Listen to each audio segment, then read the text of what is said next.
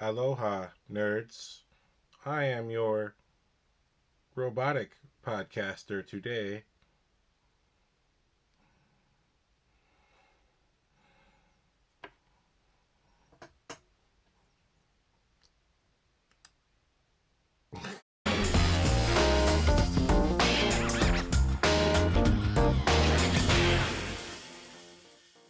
Aloha, nerds, and welcome back to the Salawag's Widespread Gut Reaction. I'm your host, the Salawag, and on this show, I watch things and react from the gut. I have to say, I saw M3gan yesterday. M3gan, directed by Gerard Johnstone, written by, dang, Akila Cooper, and story by James Wan.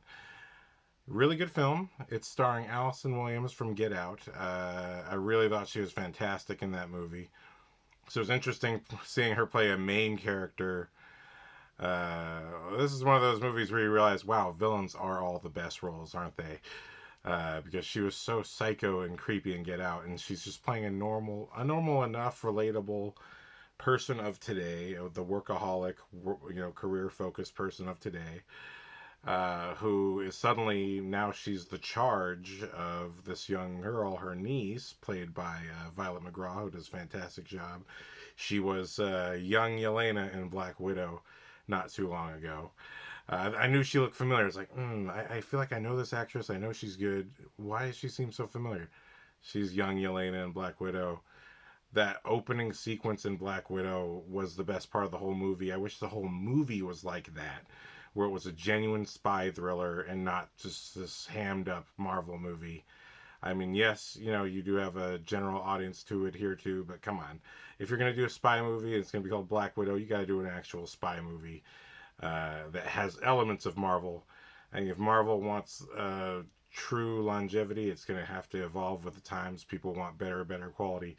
Do not get compared to DC. They are bombing. So you got to keep raising that level up. But anyway, that being said, M3gan is a very nice update to the Chucky slash Small Soldiers films that I grew up with. Chucky was a little before my time, but I still saw it as a kid. Evil toy going running around stabbing people. In the case of Chucky, Chucky was possessed by a deranged serial killer. And in the case of Small Soldiers, same deal as M3gan. I love Small Soldiers as a kid. It's still enjoyable now, and there's nothing wrong with it, but it's just not a movie I would watch over and over again today.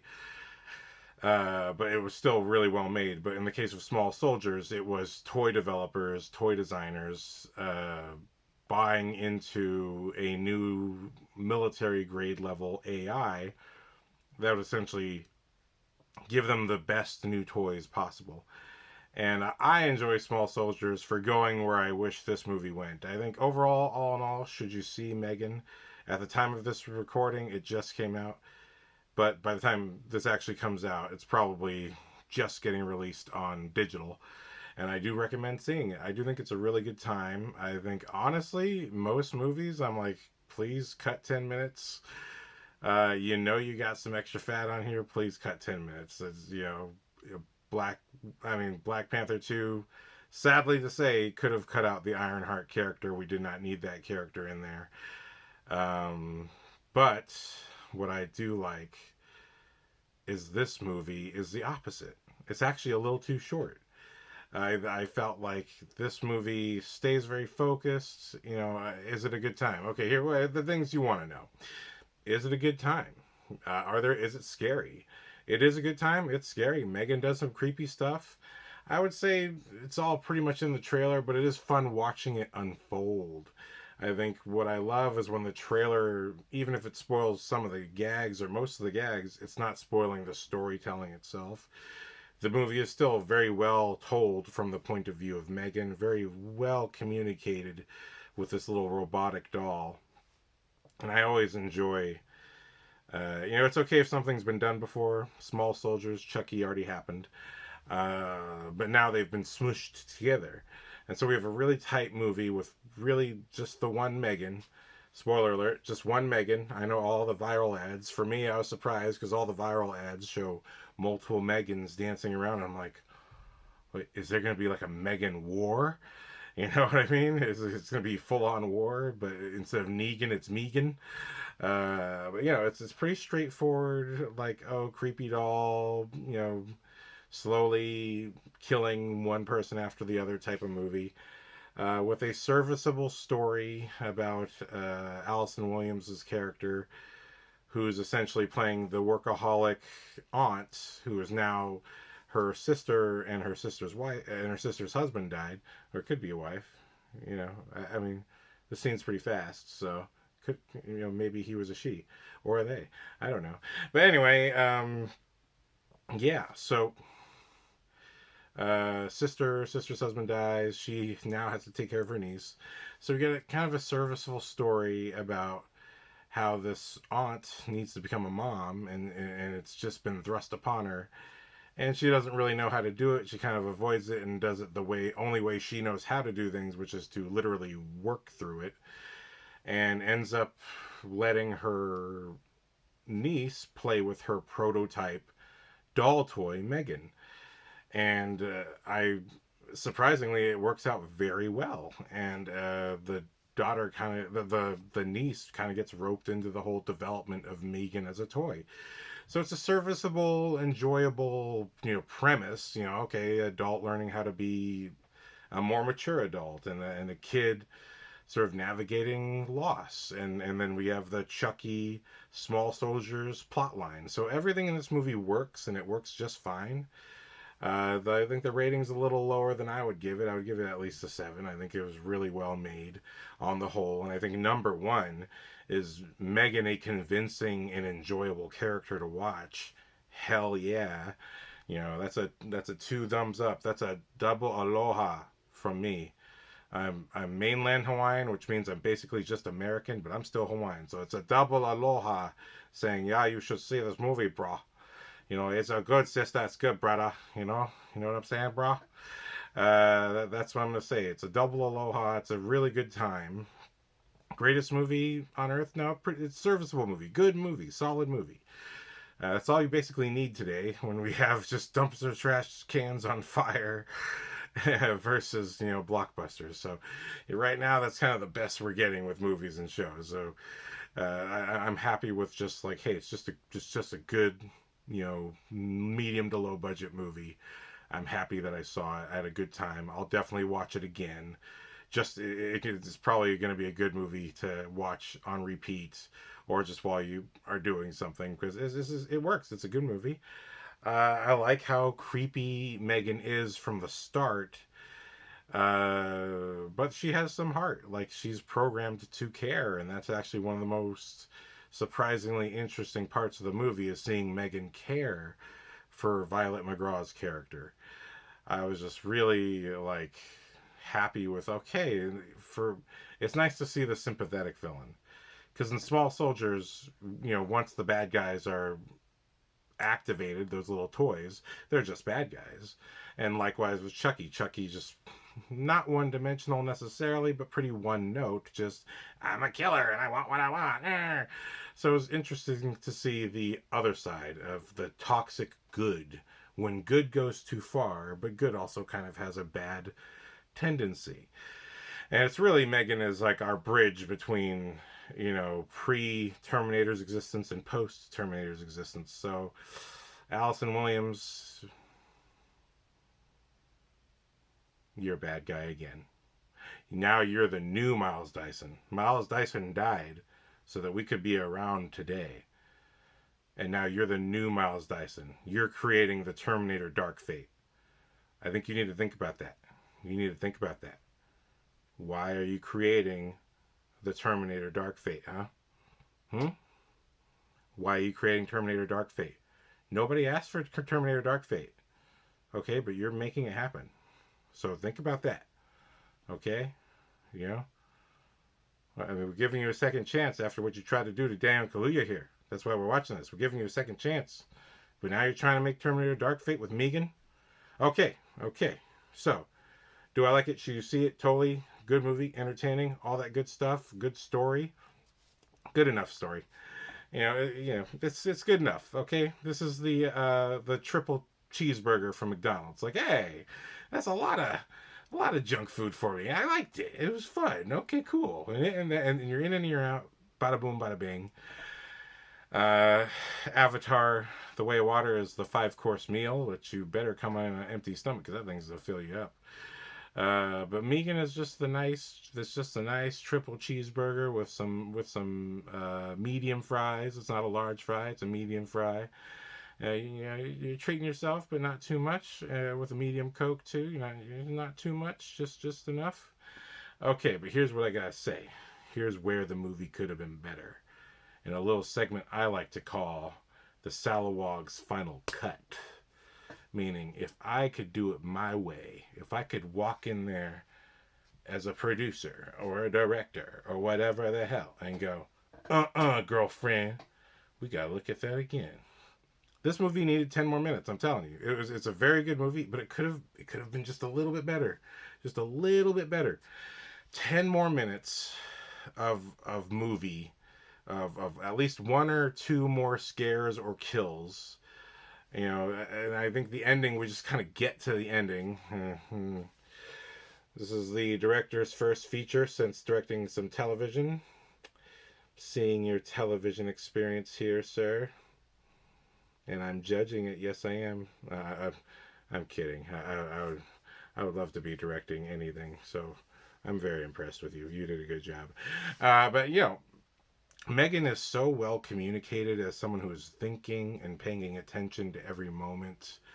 There's this moment I really like early on in the movie, which I wish we had a little bit more of. I mean, it is there the whole movie, but again, just to hit the movie a little harder and to give the movie just a little bit more punch.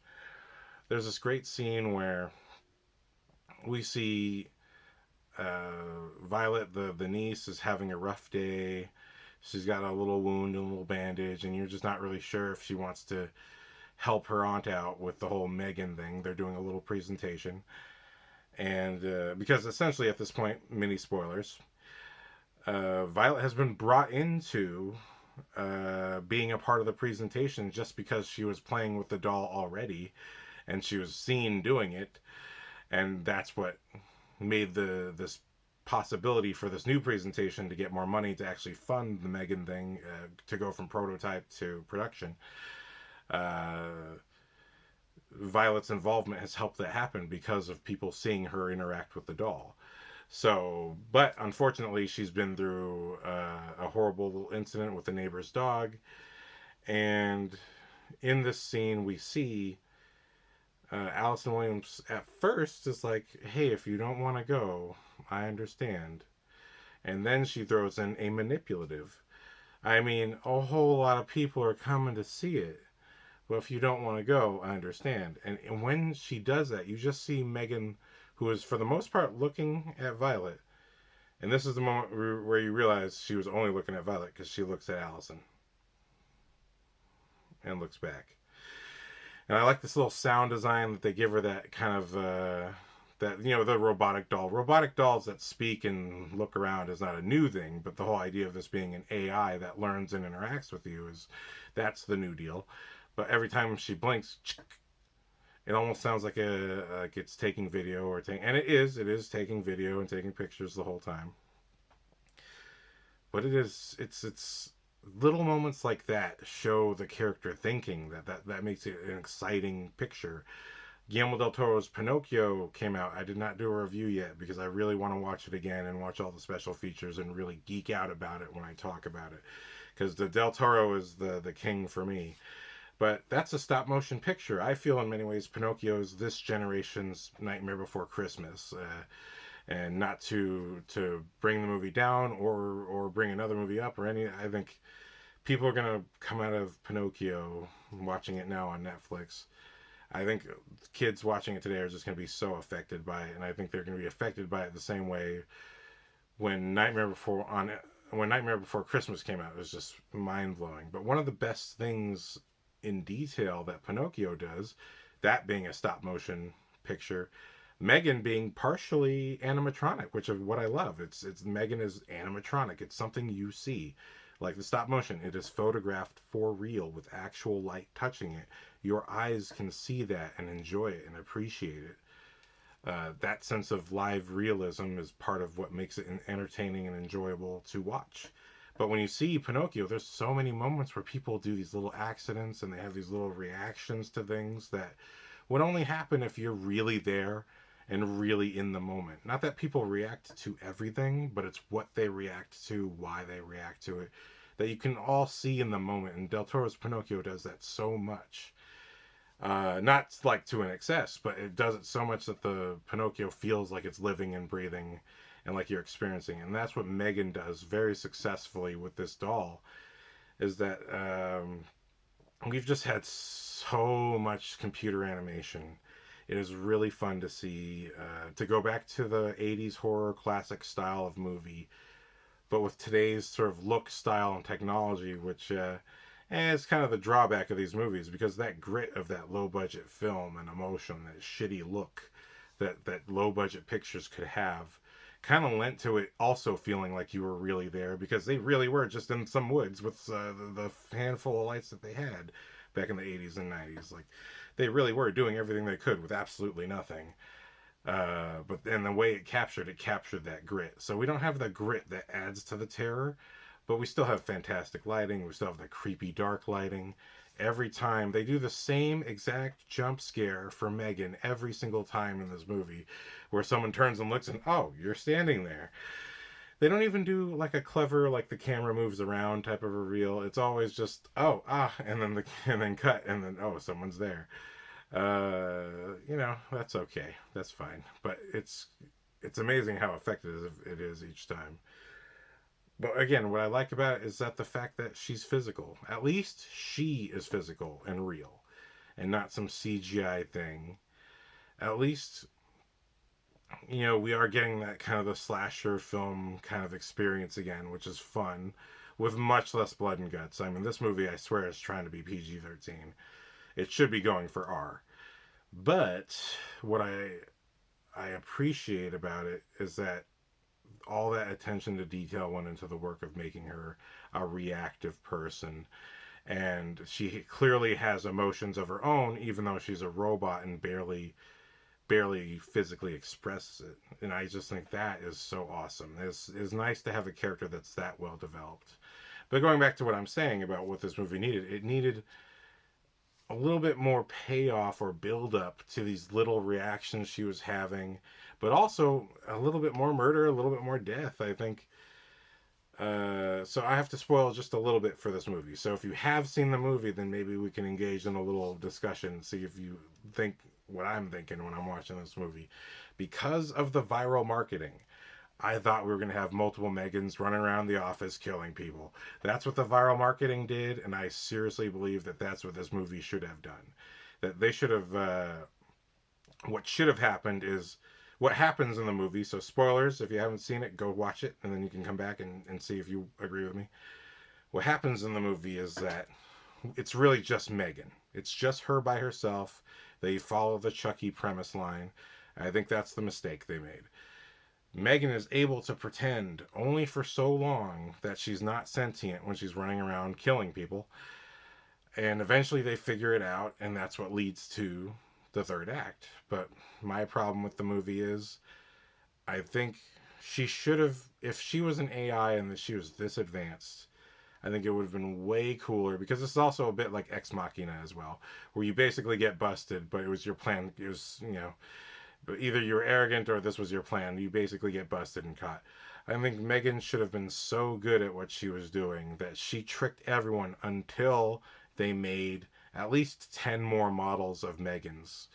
I think it would have been really, or 4 or 5, however many is in those viral dance videos. Just enough to give us some really exciting action. I think the movie needed just 10 more minutes of carnage and fun, and genuine fun.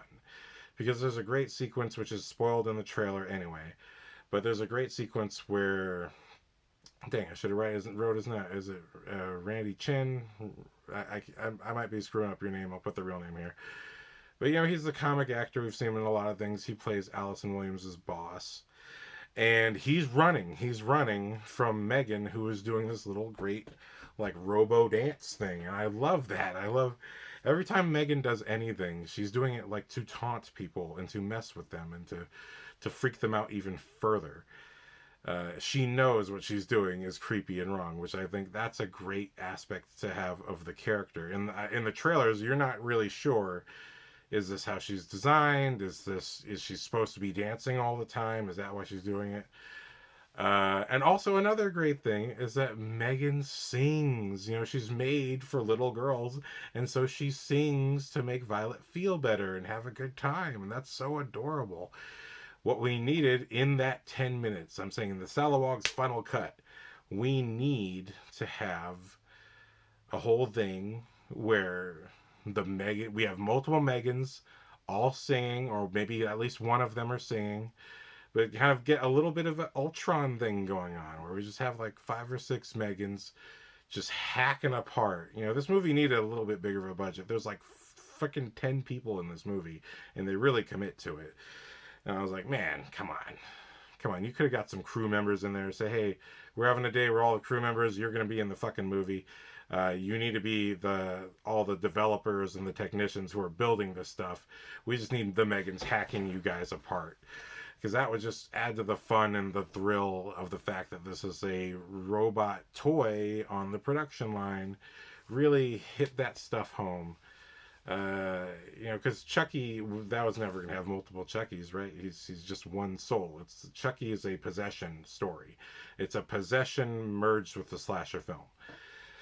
And when we get to Megan, it's the AI. So we got the sci-fi tech merged with the slasher film.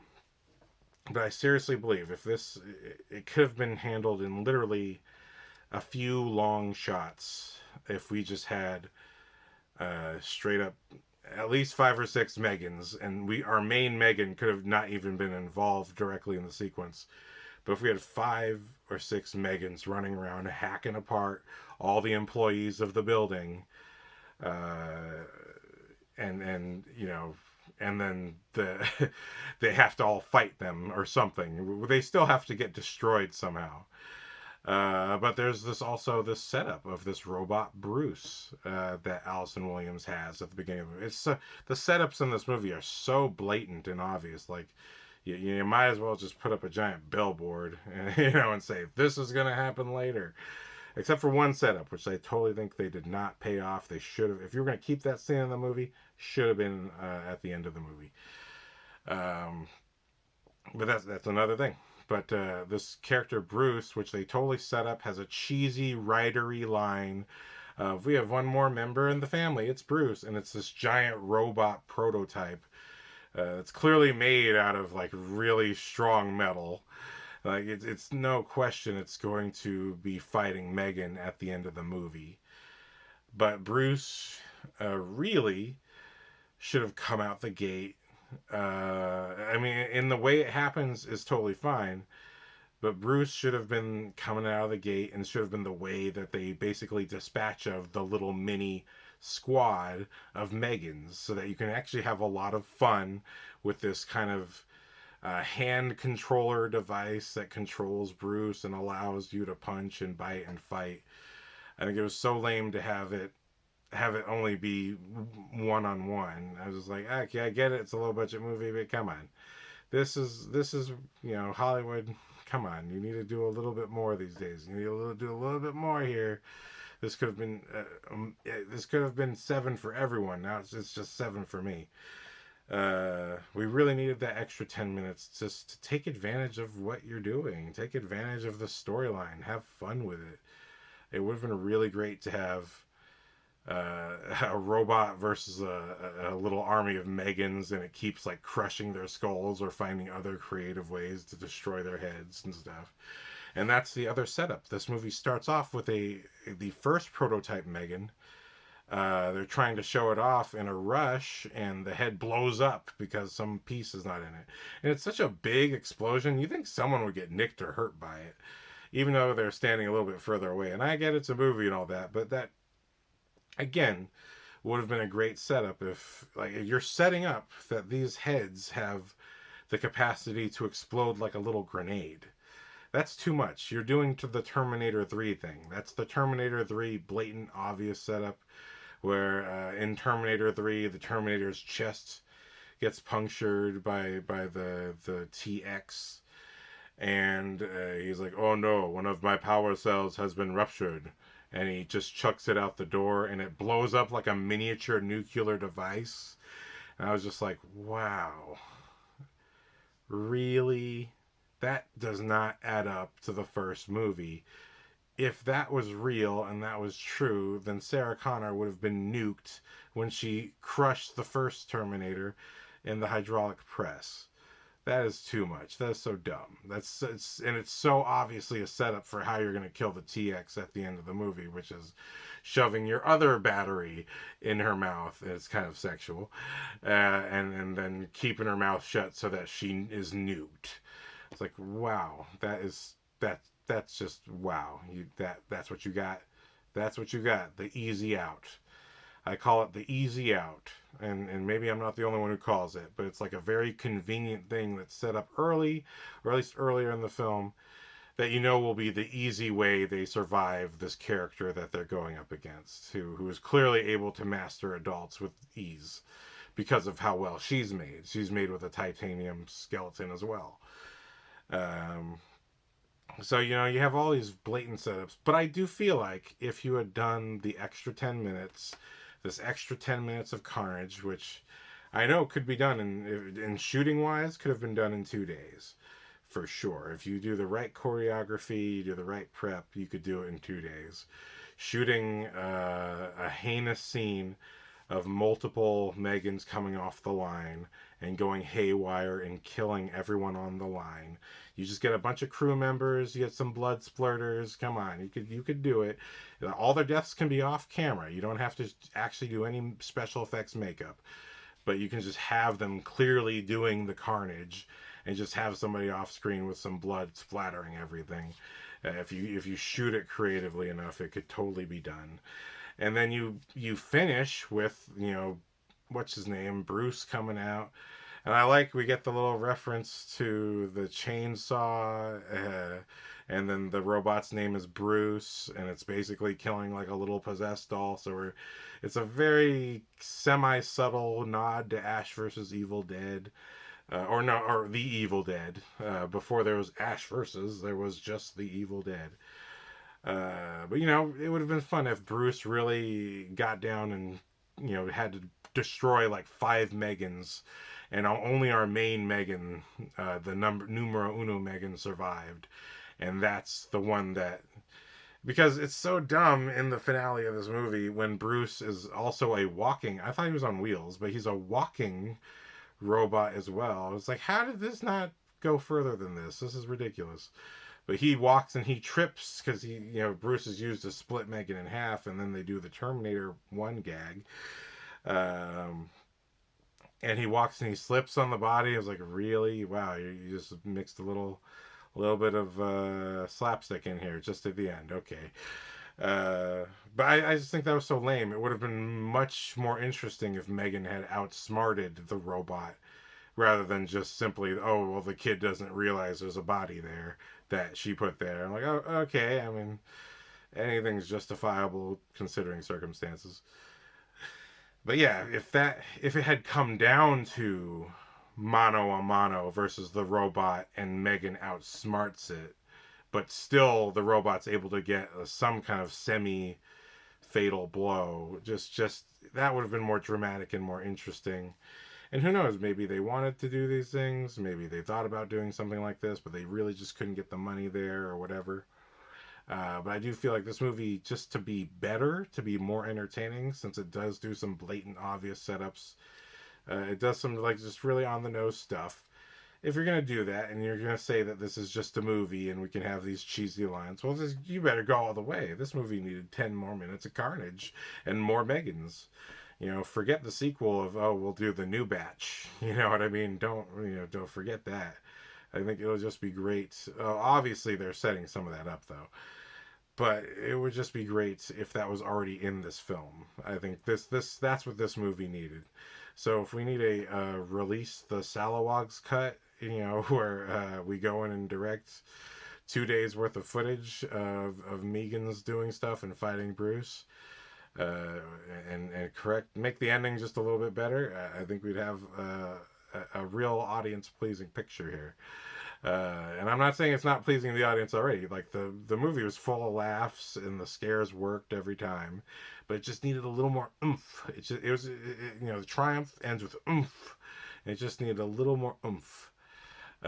Just to be able that just a little bit better. But other than that, I mean, it's still a strong movie. I'm not trying to say this as if I can make something better. I haven't made a short, and I haven't even made a short. I haven't even made a feature film before. I haven't made a short in like 6 years. So I wish I could be in the position to be making something that someone could be criticizing like I'm doing right now. So, but with that in mind, hats off. I think the cast and crew did a really great job. It's a pretty cut and by the numbers movie, but it is good. It's well done. The Megan character is so well done. They clearly put all their work into making Megan interesting, making her cool, just giving her lots of qualities that make her a great villain to be watching in a movie. And so I gotta say, hats off to Amy Donald, who plays physically the Megan, I guess, when she's walking around and doing certain moves. I'm sure there had to have been a stunt double for some of the things that they did, because I swear she looked a little bit taller a couple times. But also Jenna Davis, who does the voice of Megan, perfect voice. Obviously, they do some of their cool little sci-fi audio modulations here and there. But I just have to say, like that voice was perfect. It really sounded like a robot voice that was also human or had a human soul to it. I think that was just that the fact that they pulled that off so well is the crowning achievement of the movie. So all my extra crap doesn't really matter. At the end of the day, really good job creating a great character. I think people are going to enjoy this movie for many years. I have a feeling it's going to be a new Halloween like favorite. We'll watch Chucky, then we'll watch Small Soldiers, then we'll watch this. It's going to be it's going to be one of those movies that's part of a marathon, and I appreciate it for merging, the one movie I won't watch because it's a toy killing people with a movie I used to love watching all the time because there's multiple toys going at it after each other, living out your toy fantasy as a child. Um, so I hope if they make a sequel, which there's seeds for that. There's totally seeds for that happening here. But yeah, it's not really required. I would rather just have this movie have 10 more minutes of the carnage, and I don't even need a sequel. You just do a Megan 1.5. You know what I mean? That's totally fine. And if you want to do a sequel, that's cool. But I think it's a great time. I'll file this under great time. Double Aloha, great time. Go check it out on whatever platform it's probably on by the time this recording comes out. Thank you very much for watching. Remember, don't like, don't subscribe, and don't comment. Am I talking about my channel? That's up to you.